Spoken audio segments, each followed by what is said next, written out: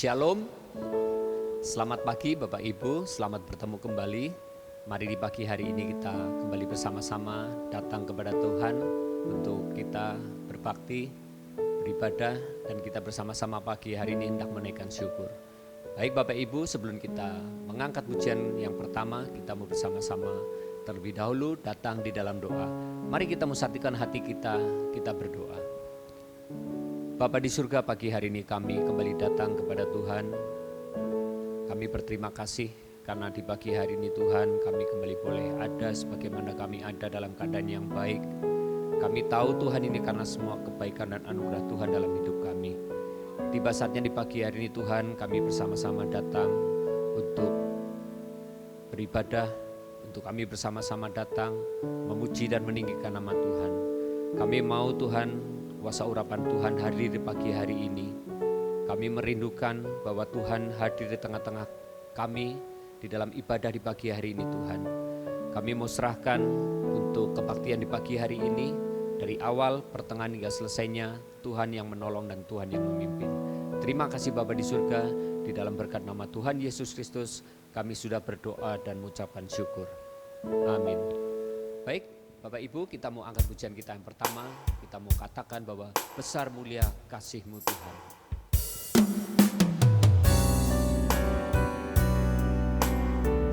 Mari saya mengajak kita semuanya yang sudah hadir pagi hari ini, kita bersama-sama datang dan meninggikan nama Tuhan. Besar mulia kasih-Mu, Kau korbankan hidupmu, curahkan darah-Mu sebagai ganti dosaku. Kau berikan harapan di dalam kesesakan. Agunglah perbuatan-Mu, Yesus Tuhan penebusku. Karena kasih-Mu yang selamatkanku, menyucikan dan menebus hidupku. Ku naikkan syukur buat pengorbanan-Mu, Maha mulia dan terindah Kau, Yesus. Mari semuanya kita mau bersama-sama pagi hari ini mengangkat pujian ini. Besar mulia kasih-Mu, Kau korbankan hidupmu. Kau korbankan hidupmu, curahkan darah-Mu sebagai ganti dosaku. Kau berikan harapan Di dalam kesesakan, di dalam kesesakan. amin. Agunglah perbuatan-Mu, Yesus Tuhan penebusku. Karena kasih-Mu yang selamatkanku, menyucikan dan menebus hidupku. Ku naikkan syukur buat pengorbanan-Mu, Maha mulia.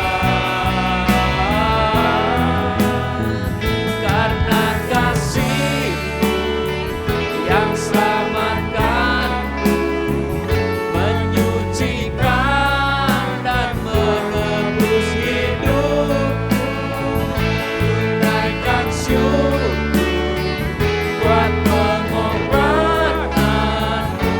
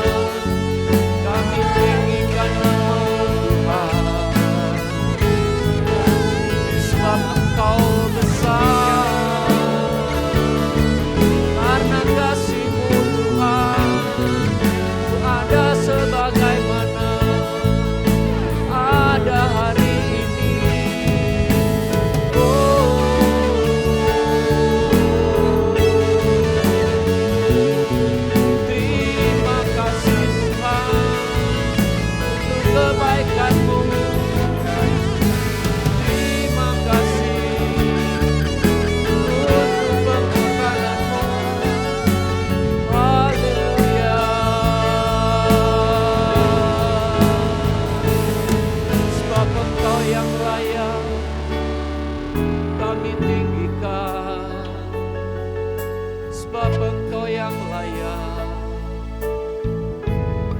Kami agungkan.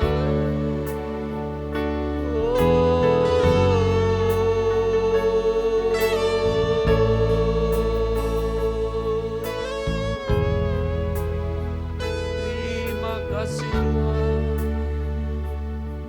Terima kasih Tuhan.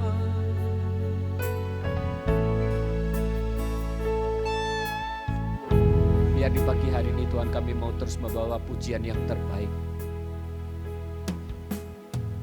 Kami mau terus membawa pujian di pagi hari ini Tuhan. Sampai surgamu bergema. Sampai surgamu bersorak-sorai. Dan kami percaya Tuhan ketika setiap pujian yang kami naikkan di pagi hari ini. Pujian itu boleh membawa kekuatan yang baru bagi kami Tuhan. Pujian itu pula boleh memberikan kekuatan yang baru bagi kami. Terima kasih Bapa di surga, terima kasih. Di dalam berkat nama Tuhan Yesus Kristus, kami sudah berdoa dan mengucapkan syukur. Untuk setiap kita yang siap memuji Tuhan, katakan bersama-sama, amin. Haleluya. Sekali lagi, shalom Bapak Ibu. Shalom. Saya percaya di pagi hari ini kita semuanya diberkati Tuhan dengan berkat yang luar biasa. Baik, saya mengajak untuk setiap kita pagi hari ini memuji Tuhan lebih lagi. Kita mau katakan bersama-sama pujian ini, aku diberkati, aku dilimpahi. Mari kita semuanya siap memuji Tuhan, memberikan yang terbaik. Haleluya.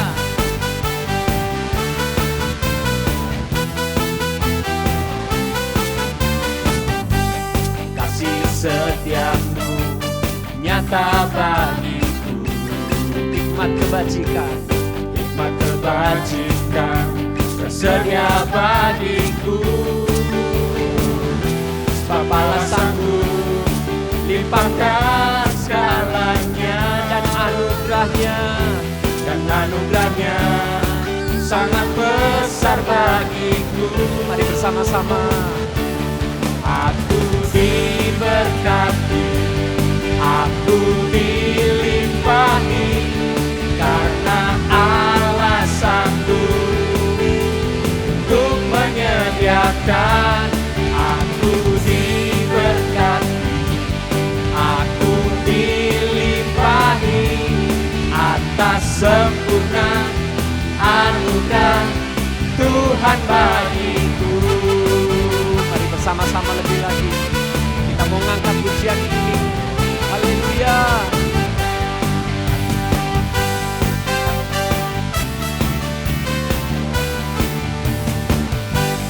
Kasih setiamu nyata bagiku, Hikmat kebajikan, hikmat kebajikan tersedia bagiku.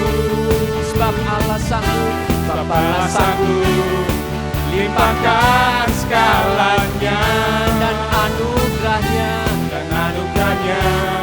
sangat besar bagiku. sebab Allah sanggup, Sebab Allah sanggup limpahkan segalanya. Amin. Dan anugerahnya sangat besar bagiku. sekali lagi sebab Allah sanggup, Sebab Allah sanggup limpahkan segalanya. Dan anugerahnya sangat besar bagiku. mari katakan diberkati. Aku diberkati, aku dilimpahi, karena Allah sanggup untuk menyediakan. Aku diberkati, aku dilimpahi, atas sempurna anugerah Tuhan bagiku. Sekali lagi aku diberkati, Aku diberkati, aku dilimpahi, karena Allah sanggup untuk menyediakan. Aku diberkati, aku dilimpahi, atas sempurna anugerah Tuhan bagiku.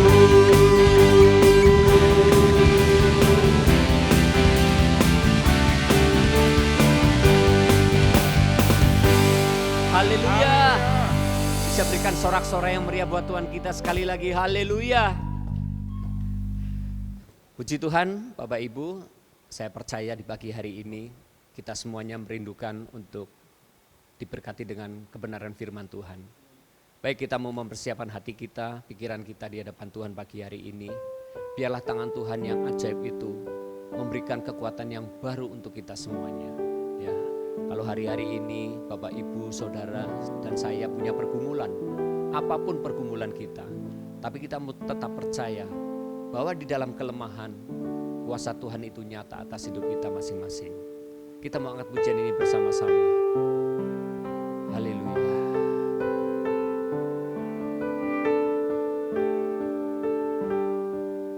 Kami rindu pagi hari ini Tuhan, untuk boleh terus merasakan akan kuasa-Mu bekerja dalam hidup kami.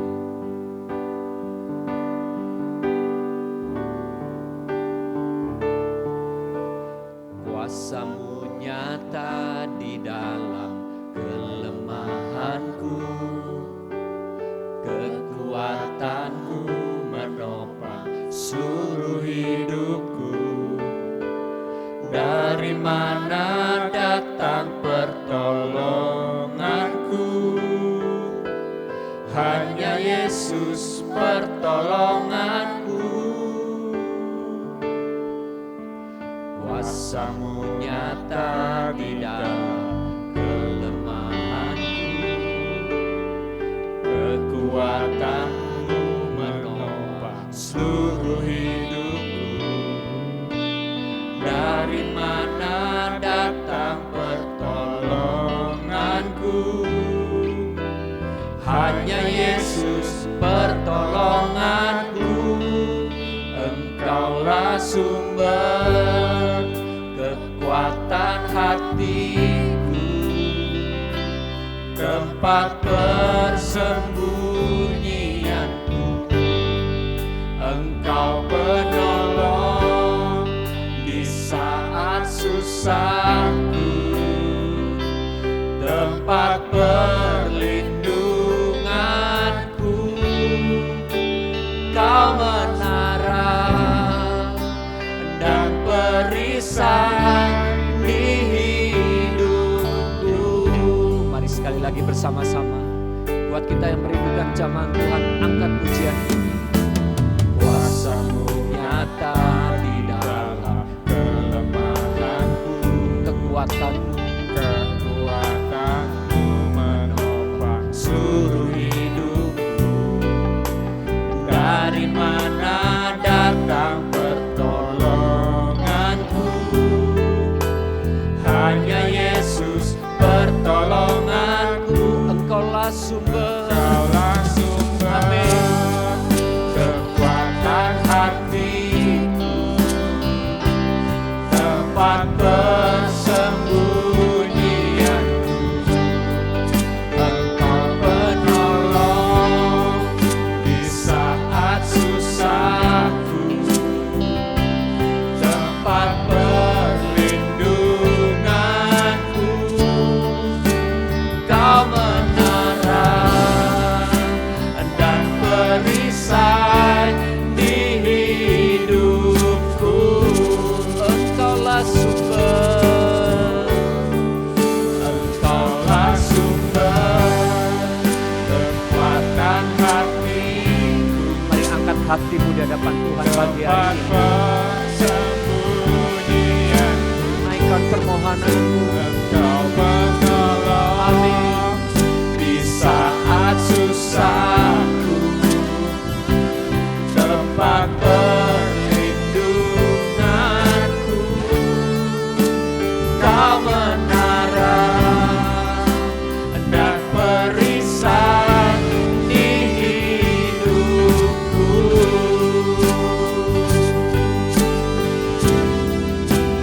Kau menara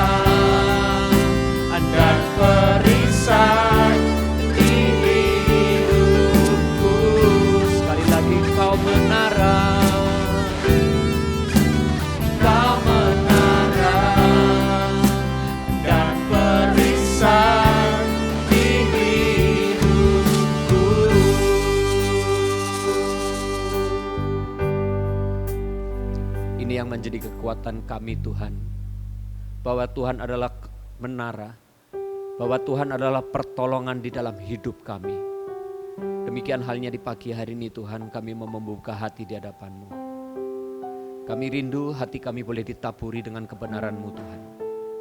Kami rindu hati ini boleh dipulihkan Tuhan. Kami rindu Tuhan hidup kami boleh kembali dipulihkan. Dan kami percaya Tuhan melalui kebenaran firman Tuhan pagi hari ini yang sebentar akan kami terima bersama-sama. Firman-Mu yang terus memberikan penghiburan. Firman-Mu Tuhan yang terus memberikan kekuatan bagi kami. Terima kasih Bapa di surga. Di dalam berkat nama Tuhan Yesus, kami sudah berdoa dan mengucapkan syukur. Amin. Shalom. Apa kabar? Puji Tuhan, hari ini kita kembali bersama-sama berjumpa dalam ibadah raya online di minggu ini. Dan kita masih tetap tema yang sama berkaitan dengan adanya virus corona atau COVID. Saya mau mengatakan bahwa virus corona atau COVID ini membuat orang banyak mengalami kesusahan dan banyak mengalami hal-hal yang kurang baik, dan mungkin ada juga yang mengalami penderitaan. Karena mungkin secara khusus ada yang kehilangan pekerjaan atau dirumahkan atau tidak mendapatkan berkat-berkat yang selama ini bisa dinikmati dengan baik. Nah, untuk itu pagi hari ini saya akan memberikan kepada Bapak Ibu satu tema, yaitu setia sampai akhir. Ya, tema pagi hari ini adalah setia sampai akhir. Nah, saya mengajak Bapak Ibu untuk membuka Alkitab bersama-sama saya. Bapak Ibu yang ada di rumah bisa membuka Alkitab, atau mungkin HP yang Bapak Ibu miliki, di situ ada aplikasi Alkitab. Saya mengajak di dalam Injil Matius pasalnya yang ke-24, ayatnya yang ke-12 dan ayat yang ke-13. Perikop ini berbicara tentang permulaan penderitaan. Saya akan bacakan buat Bapak Ibu terkasih, Matius pasal 24, ayatnya yang ke-12 terlebih dahulu. Firman Tuhan berkata, "Dan karena makin bertambahnya kedurhakaan, maka kasih kebanyakan orang akan menjadi dingin. Tetapi orang yang bertahan sampai pada kesudahannya akan selamat."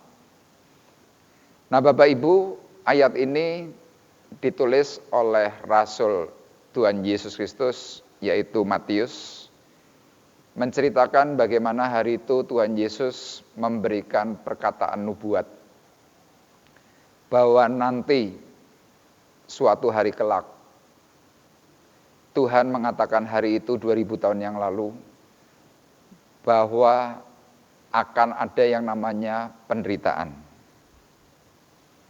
Dan ketika ada penderitaan atau adanya awal permulaan penderitaan, Tuhan berkata sekali lagi, dan karena makin bertambahnya kedurhakaan. Jadi sewaktu ada penderitaan, kedurhakaan itu bisa muncul.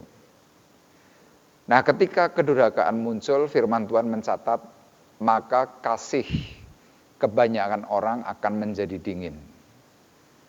Nah, tentu ayat ini ditujukan kepada orang-orang percaya, orang-orang yang sudah mengikut Yesus. Jadi saudara perlu pikirkan bahwa mungkin hari-hari ini karena adanya kesusahan penderitaan, maka kasih kita sebagai orang Kristen, sebagai orang percaya, itu bisa menjadi dingin. Nah, tetapi Tuhan menegaskan, orang kalau memiliki kasih dan bisa bertahan, seperti dalam ayat 13 dikatakan, tetapi orang yang bertahan sampai pada kesudahannya akan selamat. Jadi artinya Pak, Tuhan menginginkan bahwa biarlah kita sebagai orang-orang yang sudah percaya di dalam Tuhan, di dalam mengikut atau mengiring Yesus, kita mau menjadi pribadi-pribadi yang setia sampai akhir. Nah, untuk mengikuti atau membangun sebuah kesetiaan ini saya berkata cukup sulit dan cukup berat. Kenapa? Karena kita seringkali diperhadapkan dengan yang namanya fakta. Fakta hidup jelas memberikan hal-hal yang terlihat bahwa ini loh ada penderitaan. Kita seringkali berkata bahwa aku tidak kuat, aku sudah tidak tahan dengan adanya penderitaan. Tetapi inilah yang Tuhan katakan bahwa di akhir zaman, seperti halnya hari ini kita ada di akhir zaman, mau tidak mau kita akan mengalami itu. Nah, tetapi sebelum hal-hal tentang penderitaan itu semakin membesar atau membuat kita semakin tidak tahan, Tuhan terlebih dahulu memberikan tanda. Nah, tanda-tanda ini saya perhatikan sudah mulai Tuhan nyatakan. Nah, Bapak Ibu sekarang perhatikan di dalam ayatnya yang ke-6, firman Tuhan di dalam Injil Matius pasal 24 ayat 6, firman Tuhan berkata, kamu akan mendengar deru perang atau kabar-kabar tentang perang. Namun, berawas-awaslah. Jangan kamu gelisah, sebab semuanya itu harus terjadi. Tetapi itu belum kesudahannya. Sebab bangsa akan bangkit melawan bangsa, dan kerajaan melawan kerajaan. Saudara perhatikan ayat 7 bagian B ini, akan ada kelaparan dan gempa bumi di berbagai tempat. Akan tetapi semuanya itu barulah permulaan penderitaan menjelang zaman baru. Jadi kalau Bapak Ibu mau perhatikan firman Tuhan yang dinyatakan oleh Tuhan Yesus Kristus secara pribadi, ketika ada tanda-tanda yang seperti Tuhan tadi katakan, bahwa akan ada yang namanya kabar-kabar perang. Kemudian ada mulai yang namanya kegelisahan. Di dalam ayat 7, saudara perhatikan juga, firman Tuhan mengatakan bahwa bangsa akan bangkit melawan bangsa, kerajaan melawan kerajaan, dan yang hari ini sudah banyak dinyatakan, ada kelaparan dan gempa bumi di berbagai tempat. Jadi kalau kita menyikapi atau mencermati apa yang Tuhan katakan, inilah tanda tentang awal mula penderitaan. Makanya kalau kita sampai hari ini sudah diberi tanda, kemudian kita mulai mengeluh dan berkata, aku nggak tahan. Tuhan mau kembali ingatkan tadi dalam ayatnya yang ke-12. Ketika kasih kebanyakan orang menjadi dingin, Tuhan menginginkan dalam ayat 13 sekali lagi, orang yang bertahan sampai pada kesudahannya akan selamat. Mungkin saudara akan bertanya, Pak, bagaimana caranya saya bisa selamat? Bagaimana caranya saya bisa setia? Nah, rupanya Alkitab yang kita miliki ini sudah mempunyai banyak catatan. Alkitab yang kita miliki banyak contoh-contoh di mana para rasul, para nabi, mereka juga mengalami yang namanya penderitaan. Nah, pagi hari ini saya akan memberikan contoh kehidupan seorang rasul yang saya katakan hebat, ya bernama Rasul Paulus.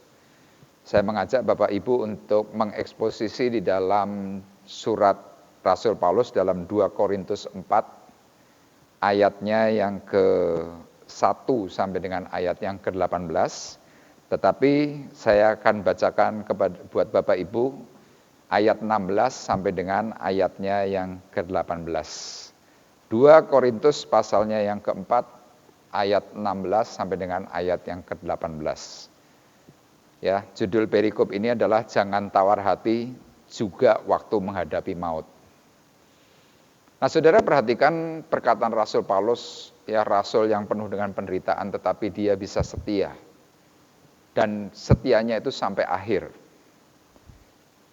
Dia bisa memasuki garis finish well. Nah, apa rahasianya? Ini yang kita akan bersama-sama ungkapkan pagi hari ini. Dalam 2 Korintus 4 ayat 16, Rasul Paulus memberikan tulisan kepada sidang jemaatnya di Korintus, dikatakan demikian. Sebab itu kami tidak tawar hati. Tetapi meskipun manusia lahiriah kami semakin merosot, namun manusia batiniah kami dibaharui dari sehari ke sehari. Sebab penderitaan ringan yang sekarang ini mengerjakan bagi kami kemuliaan kekal yang melebihi segala-galanya. Jauh lebih besar daripada penderitaan kami. Sebab kami tidak memperhatikan yang kelihatan, melainkan yang tak kelihatan. Karena yang kelihatan adalah sementara, sedangkan yang tak kelihatan adalah kekal. Nah, kunci dari kehidupan Rasul Paulus yang bisa mencapai garis akhir setia sampai akhir, di dalam ayat yang ke-18 sekali lagi dikatakan, Paulus mengatakan kami tidak memperhatikan yang kelihatan, melainkan yang tidak kelihatan. Apa yang tidak kelihatan? Secara tafsir yang tidak kelihatan ini adalah berbicara soal surga. Dan Paulus menekankan, menandaskan surga yang tidak kelihatan itu adalah kekal. Tetapi yang kelihatan, yang fana itu sifatnya sementara. Ya misalkan tubuh saya ini fana. Hari ini saya kelihatan. Tapi suatu hari saya tidak tahu waktunya. Kalau nanti Tuhan beri tambahan usia kepada saya 25 tahun. Ya, hari itu umur saya mungkin 80 tahun. Sesudah itu saya hilang. Kenapa? Saya mati secara jasmani. Sama apa yang kita miliki mungkin hari ini, kita punya rumah, kita punya mobil, kita punya apapun. Paulus berkata, yang kelihatan adalah sementara. Jadi kalau kita beranggapan bahwa apa yang kita miliki semua ini adalah sesuatu yang hebat, Paulus mau mengatakan ini semuanya sementara. Tetapi kalau kita mau memikirkan apa yang Rasul Paulus katakan tentang surga, dikatakan yang tak kelihatan itu adalah kekal. Jadi rupanya Rasul Paulus bisa bertahan ketika dia bahkan menghadapi maut sekalipun, dia kuat, dia setia sampai pada garis akhir karena ternyata pikirannya mengarah kepada yang namanya kemuliaan kekal, yaitu surga. Nah, saya percaya bahwa ketika Bapak Ibu yang hari ini mungkin juga sedang mengalami kesulitan, kesusahan, penderitaan, kalau saudara tetap mau melihat yang namanya surga, melihat kemuliaannya Tuhan, saya yakin Bapak Ibu saudara yang terkasih pasti memiliki kekuatan. Kenapa? Karena fokusnya adalah fokus yang benar. Tetapi kalau saudara hari ini mau berkata, oh hidupku susah, aku makan saja setengah mati, aku tidak punya uang, hari ini aku sakit-sakitan, hari ini hidupku merana, aku tidak punya pekerjaan. Paulus mau mengatakan itu sifatnya sementara. Penderitaannya tidak akan panjang. Mungkin ada orang sebagian yang bergelimang harta. Tetapi ada juga ketika mereka bergelimang harta, mereka melakukan banyak pelanggaran, melakukan dosa, atau bahkan mungkin sedang tidak percaya kepada Tuhan. Apa yang terjadi? Mereka tidak akan pernah memiliki yang namanya surga. Nah, hari ini mari kita bersama-sama belajar bagaimana cara Rasul Paulus bisa menyelesaikan pertandingan itu sampai akhir. Bagaimana dia kuat, bagaimana dia tetap setia.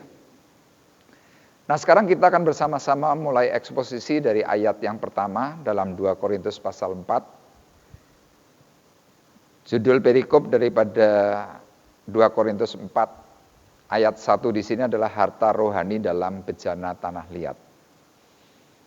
Saya akan langsung bacakan kepada Bapak Ibu dan saya akan langsung beberkan rahasia Rasul Paulus bisa setia sampai akhir.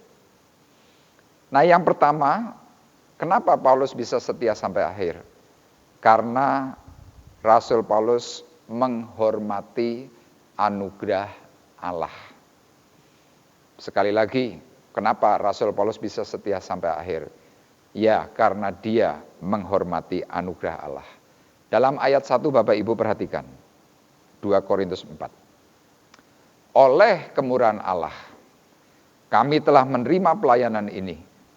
Karena itu kami tidak tawar hati. Paulus menegaskan kepada sidang jemaatnya di Korintus, kenapa dia kuat? Kenapa dia setia? Tadi dalam ayat 1 dikatakan oleh kemurahan Allah kami telah menerima pelayanan ini. Karena itu kami tidak tawar hati. Jadi saudara perlu garis bawahi ayat ini. Kalau saudara bisa mau setia, mau bertahan di dalam kesusahan hidupmu, seperti halnya Rasul Paulus, kita perlu mengingat karena adanya kemurahan, adanya anugerah yang datang daripada Allah. Nah, Paulus di sini sangat menghormati akan anugerah Allah. Nah, seorang yang menghormati akan anugerah Allah, bagaimana? Ya, dia akan bertahan mati-matian. Dan ini dibuktikan oleh Paulus, dia mati-matian mempertahankan pelayanannya dan hidup percayanya karena dia selalu ingat betapa baiknya kemurahan Allah yang dia terima. Apa yang diingat Rasul Paulus? Dia mengingat hidup masa lalunya. Dia dahulu jahat, dia dulu penghujat, dia dahulu pembunuh orang-orang percaya.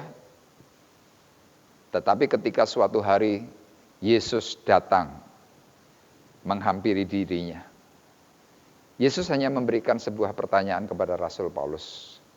Saulus, Saulus, mengapa engkau menganiaya aku? Saulus yang hari itu tidak mengenal akan Yesus Kristus Tuhan, meskipun dia sering kali mendengar namanya. Saulus hari itu terhenyak kaget. Dan dia bertanya, siapakah engkau? Yesuskah engkau? Tuhankah engkau? Yesus menjawab, ya, akulah Yesus yang kau aniaya. Jadi ketika Yesus Kristus Tuhan menghampiri Rasul Paulus di situ langsung ingat, kalau seandainya Tuhan itu tidak baik, tidak memberi kesempatan kepada dirinya, yang hari itu masih jahat, tentu hari itu Rasul Paulus mati. Sama saudara dan saya dahulu mungkin tidak mengenal Tuhan. Saudara mungkin dahulu tidak percaya. Tetapi karena satu hal, satu peristiwa, Tuhan memberikan satu kesempatan untuk kita bisa mengenal pribadinya. Dan ketika kita mengenal, kita mulai percaya kepada Tuhan, di situ Tuhan memberikan satu janji. Barang siapa percaya kepadaku, pasti diselamatkan. Nah, kalau kita mengingat bahwa kita pasti nanti akan diselamatkan ketika kita benar mengikut Tuhan. Ketika ada kesusahan, ketika ada penderitaan, ketika ada hal yang mungkin hari ini sedang tidak menyenangkan, ingatlah, kita perlu menghormati yang namanya anugerah Allah yang sudah turun menaungi kita semuanya. Paulus bisa melakukan itu semuanya yang pada akhirnya apa? Paulus bisa menyelesaikan tugas tanggung jawabnya sampai akhir. Dan yang lebih luar biasa, kita bersama-sama melihat dalam surat Filipi, pasal 1, ayat 21, firman Tuhan berkata, Filipi pasal 1 ayat 21, Paulus dengan sangat jelas, tegas, dia mengatakan, karena bagiku hidup adalah Kristus, dan mati adalah keuntungan. Wah, ini luar biasa. Hidup adalah Kristus, mati adalah keuntungan. Buat sebagian orang mengatakan mati kok untung. Paulus berani mengatakan yang seperti ini karena dia tahu, ketika dia mati di dalam Kristus, maka dia punya upah yang besar di dalam surga.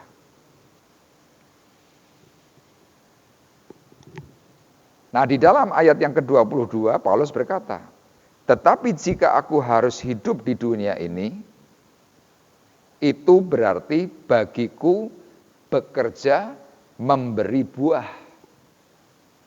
Jadi mana yang harus kupilih? Paulus berkata, jadi mana yang harus kupilih? Aku tidak tahu. Ayat 23. Aku didesak dari dua pihak. Aku ingin pergi dan diam bersama-sama dengan Kristus. Itu memang jauh lebih baik. Tetapi lebih perlu untuk tinggal di dunia karena kamu, dalam ayat 24. Jadi Paulus mengerti secara benar akan tugas tanggung jawabnya. Kalau dia mengingat, dia berkata seperti yang dikatakan dalam surat Filipi ini. Dia kepinginnya cepat-cepat ketemu Tuhan. Mati nggak masalah. Tetapi dia mengingat bahwa masih ada tugas tanggung jawab yang dikatakan apa? Tetapi lebih perlu untuk tinggal di dunia ini karena kamu. Karena saya dan saudara. Ya, kita selama mengikut Tuhan, ketika kita bersama-sama membaca Alkitab, saudara perlu sadari bahwa kita banyak sekali membaca tulisan-tulisannya Rasul Paulus. Mulai dari surat Roma, surat Korintus, surat Tesalonika, surat Filipi, surat Galatia. Artinya apa? Dalam Alkitab kita, dalam Perjanjian Baru banyak sekali didominasi oleh perkataan-perkataannya Rasul Paulus. Makanya lihat, ketika Paulus menyadari secara benar bahwa ada tanggung jawab yang besar, ada satu tanggung jawab yang mulia. Dia tahu mati adalah keuntungan di dalam Kristus. Tetapi dia rela untuk menderita. Untuk siapa? Untuk saya dan saudara. Supaya kita masing-masing bisa diselamatkan. Kenapa demikian? Ya, karena Rasul Paulus menghormati akan anugerah kasih kemurahannya Tuhan. Makanya dalam ayat 25 Filipi 1 dikatakan, dan dalam keyakinan ini taulah aku akan tinggal dan akan bersama-sama lagi dengan kamu sekalian, supaya kamu makin maju dan bersukacita dalam iman. Saya mau katakan inilah rasul yang hebat. Pelayan Tuhan yang dahsyat luar biasa. Kenapa? Dalam penderitaannya dia. Dia berkata, dan dalam keyakinan ini, dalam keyakinan iman. Taulah aku, kata Paulus. Aku akan tinggal dan akan bersama-sama lagi dengan kamu sekalian. Supaya kamu makin maju dan bersukacita dalam iman. Ya, Paulus rela untuk menderita bagi orang lain. Yang seperti ini merupakan satu keanehan. Tetapi kenapa Paulus bisa lakukan itu semuanya? Karena hal yang pertama tadi, dia menghormati akan anugerah Allah, anugerahnya Tuhan Yesus. Sama kalau saudara hari ini bisa menghormati akan anugerah Tuhan. Saudara menghormati apa yang Tuhan sudah berikan tentang iman saudara. Saya yakin percaya, di dalam kesusahanmu, engkau akan tetap mampu bertahan. Dan engkau akan bisa berkata, Tuhan, aku mau setia sampai akhir. Itu yang pertama. Kemudian hal yang kedua, kita perhatikan bersama-sama. Mengapa Paulus bisa setia sampai akhir? Yang kedua, karena Paulus ingin membalas anugerah Allah. Kita akan lihat di dalam 2 Korintus pasal 4, mulai dari ayatnya yang kedua. Firman Tuhan berkata, tetapi kami menolak segala perbuatan tersembunyi yang memalukan. Kami tidak berlaku licik dan tidak memalsukan firman Allah. Sebaliknya, kami menyatakan kebenaran dan dengan demikian kami menyerahkan diri kami untuk dipertimbangkan oleh semua orang di hadapan Allah. Jadi kalau saudara memperhatikan dalam ayat yang kedua di sini, Paulus mencoba membalas akan anugerah Allah dengan cara bagaimana? Tadi dia berkata mau menyatakan kebenaran Allah. Menyerahkan hidupnya secara total dan secara khusus. Perilakunya itu di hadapan orang adalah perilaku yang benar, perilaku yang baik dan juga benar. Perilakunya di hadapan manusia itu supaya dipertimbangkan juga di hadapan Allah. Jadi artinya Paulus ingin menjadi pribadi yang berkenan. Nah, ada orang-orang tertentu di hadapan orang, wih baiknya minta ampun. Tapi ternyata di belakangnya melakukan banyak hal-hal yang tidak terpuji. Misalkan contoh korupsi, contoh melakukan hal-hal yang tersembunyi, yang memalukan seperti yang tadi dikatakan oleh Paulus. Paulus menekankan kami menolak segala perbuatan tersembunyi yang memalukan. Kami tidak berlaku licik dan tidak memalsukan firman Allah.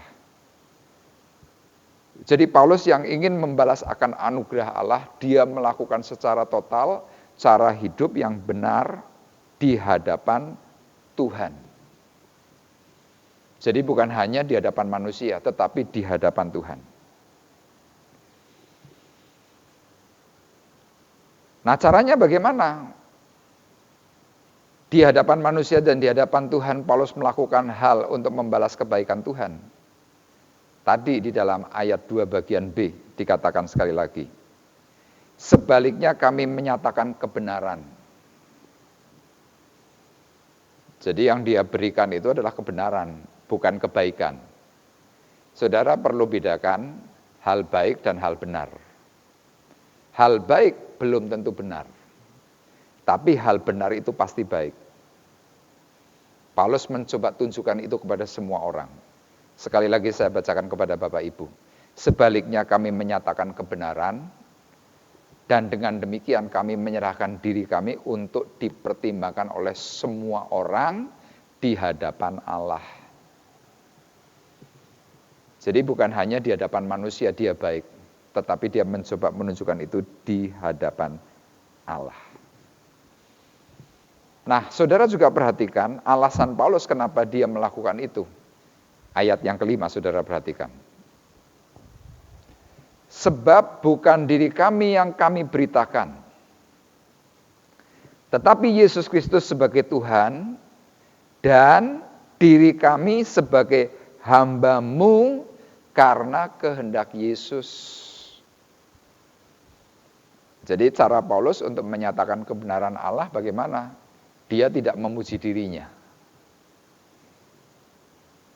Dia tidak menjadikan dirinya lebih terkenal dari Yesus, tidak. Tetapi firman Tuhan di sini dalam ayat 5 dikatakan, sebab bukan diri kami yang kami beritakan, tetapi Yesus Kristus sebagai Tuhan yang diberitakan. Dan diri kami, Paulus, sebagai hamba. Hamba-Mu, kata Paulus, karena kehendak Yesus. Makanya saya mau berkata, bahwa hamba Tuhan yang benar, yang dipermuliakan adalah Tuhan, bukan hamba. Nah, banyak orang lebih suka memperkenalkan diri, oh hamba Tuhan terkenal. Kalau Paulus tidak.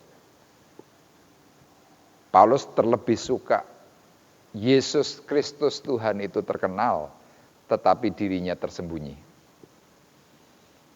Nah, Paulus sebagai seorang hamba Tuhan, sebagai seorang rasul, dia menyembunyikan dirinya di mana? Di balik salibnya Kristus. Dia tidak terkenal, nggak masalah. Sama seorang yang hidup di dalam Kristus yang mau setia sampai akhir, lebih mengutamakan Tuhan di atas segala-galanya. Nah, kadang orang tidak seperti itu.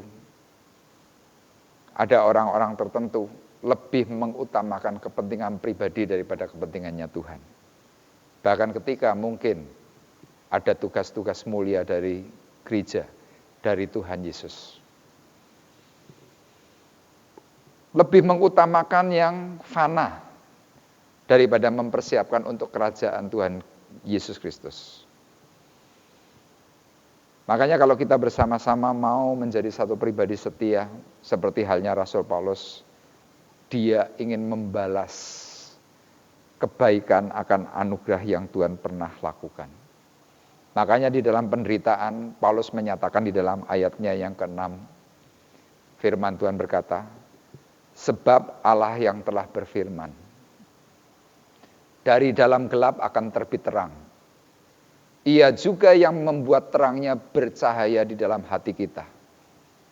supaya kita beroleh terang dari pengetahuan tentang kemuliaan Allah yang nampak pada wajah Kristus. Jadi keyakinan inilah yang menjadikan Paulus berpegang teguh, dia tetap bisa setia sampai pada akhirnya karena dia berkata, dalam penderitaanmu, dari dalam gelap akan terbit terang.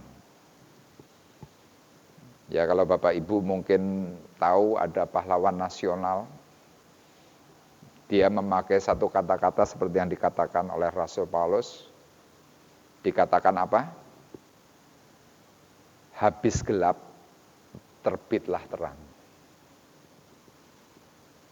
Jadi mungkin bagi Bapak Ibu yang sedang tidak mengetahui perkataan itu yang dikumandangkan, yang mungkin kita sudah sering dengar bertahun-tahun, berpuluh tahun, ya bahkan ketika Indonesia baru merdeka, ternyata perkataan ini diambil dari perkataan firman Tuhan. Dari dalam gelap akan terbit terang. Sang pahlawan berkata, habis gelap, terbitlah terang. Paulus mempercayai itu. Tuhan akan menolong. Tuhan akan memberikan semangat. Tuhan akan memberikan yang namanya topangan. Makanya dalam penderitaan, Paulus tetap bisa setia sampai pada akhirnya. Nah hari ini saudara yang sedang mengalami banyak kesusahan, apapun kesusahannya, mari miliki satu sikap seperti yang Paulus lakukan. Dia ingin membalas akan kebaikan Tuhan. Dengan cara bagaimana? Menyatakan setiap kebenaran Allah yang dimilikinya. Saya yakin itulah kekuatan. Itu yang kedua. Dan hal yang terakhir, yang ketiga, kita bersama-sama perhatikan ayatnya yang ketujuh. Mengapa Paulus bisa setia sampai akhir? Yang ketiga, karena Paulus tahu ada tangan Tuhan yang menopang. Sekali lagi, Paulus bisa setia sampai pada akhirnya karena Paulus tahu ada tangan Tuhan yang menopang.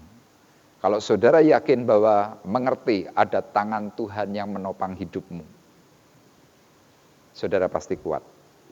Saudara pasti bisa setia. Saudara perhatikan dalam ayat 7. Tetapi harta ini kami punyai dalam bencana tanah liat, supaya nyata bahwa kekuatan yang melimpah-limpah itu berasal dari Allah, bukan dari diri kami.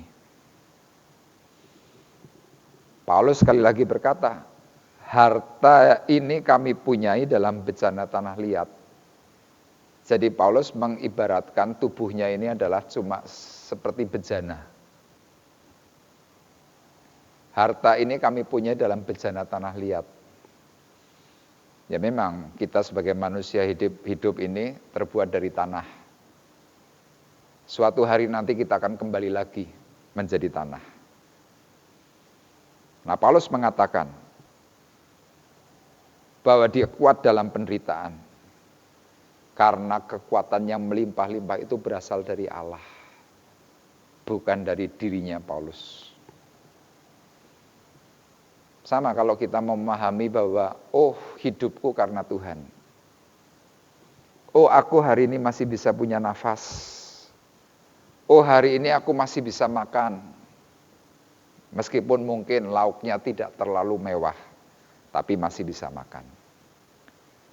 Oh masih bisa tidur di sebuah atap rumah, meskipun mungkin rumahmu bukan rumah mewah. Oh, engkau mungkin masih bisa naik sepeda motor, meskipun mungkin motormu bukan motor yang keluaran terbaru. Ini adalah anugerah. Nah, semuanya itu bisa kita terima dan kita bisa alami karena apa? Ada kekuatan Allah yang menopang. Sama hari itu Paulus bisa kuat melayani Tuhan karena dia tahu sumbernya adalah kekuatan Allah. Dan dia berani menuliskan lebih lengkap penjelasan-penjelasan tentang di mana hal apa yang dikatakan dalam ayatnya yang ketujuh. Dia jelaskan dalam ayat 8 dan ayat 9. Saudara perhatikan. Dalam segala hal kami ditindas, namun tidak terjepit. Kami habis akal, namun tidak putus asa. Kami dianiaya, namun tidak ditinggalkan sendirian. Kami dihempaskan, namun tidak binasa. Dalam ayat 10, saudara perhatikan. Kami senantiasa membawa kematian Yesus di dalam tubuh kami, supaya kehidupan Yesus juga menjadi nyata di dalam tubuh kami. Jadi Paulus mencoba memberikan pengertian kepada sidang jemaat di Korintus, bahwa ini loh bukti tangan Tuhan itu menopang hidupnya. Tadi dalam ayatnya yang ke-8, dalam segala hal kami ditindas namun tidak terjepit, kami habis akal namun tidak putus asa, ayat 9, kami dianiaya namun tidak ditinggalkan sendirian. Kami dihempaskan namun tidak binasa. Sama hari ini mungkin saudara juga mengalami seperti yang dialami oleh Rasul Paulus. Mungkin peristiwanya tidak persis. Tapi hari ini mungkin saudara berkata, Pak, saya lagi nggak punya uang. Ya, meskipun kamu sedang tidak punya uang, engkau masih punya nafas yang baik. Pak, saya tidak punya rumah mewah, Pak. Ya, meskipun mungkin rumahmu tidak mewah, tapi engkau masih punya tempat tinggal. Pak, tapi saya merasa tidak bahagia. Nah, kalau saudara merasa tidak bahagia, merasa bahwa, aku kok rasanya papa. Coba suatu hari, kapan-kapan saudara bisa besok ke rumah sakit, kalau diizinkan bisa masuk.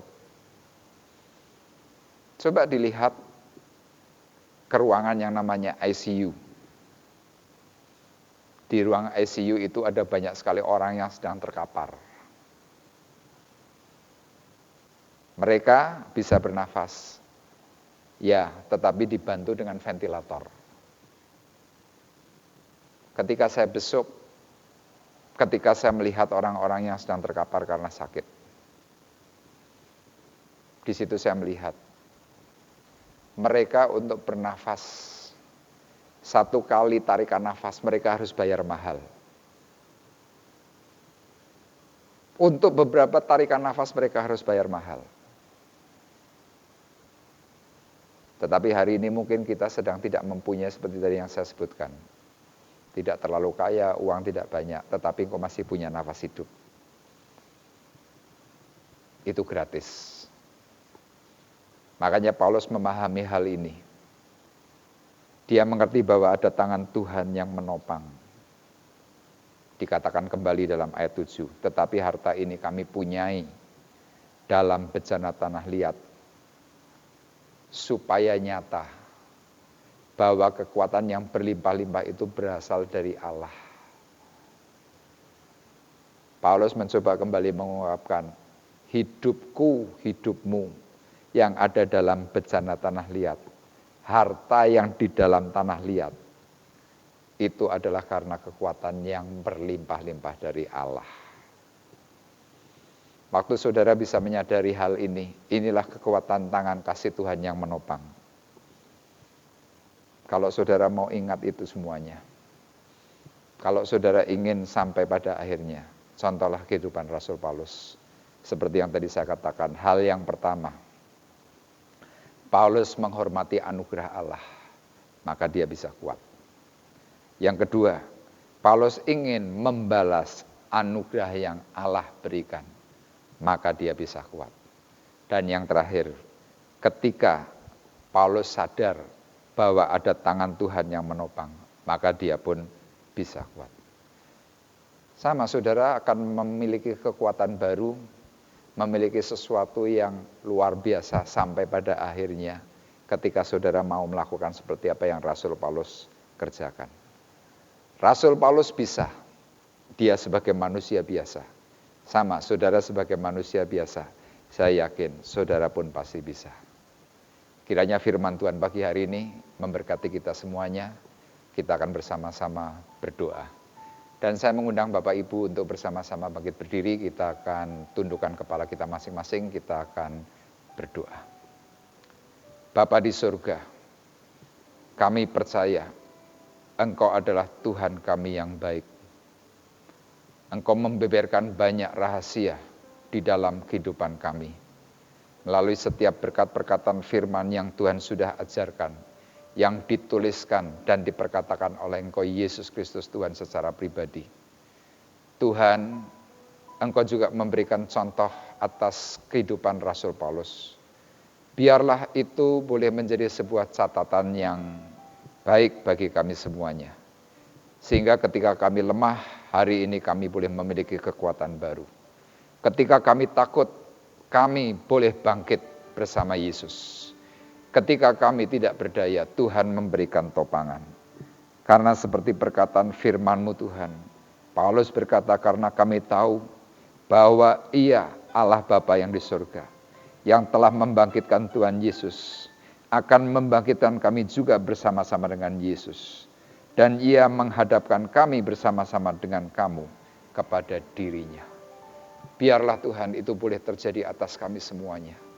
Di dalam kesusahan, di dalam penderitaan yang sedang kami alami, kami sudah memiliki kembali akan keyakinan baru bahwa tangan Tuhan yang ajaib itu menopang.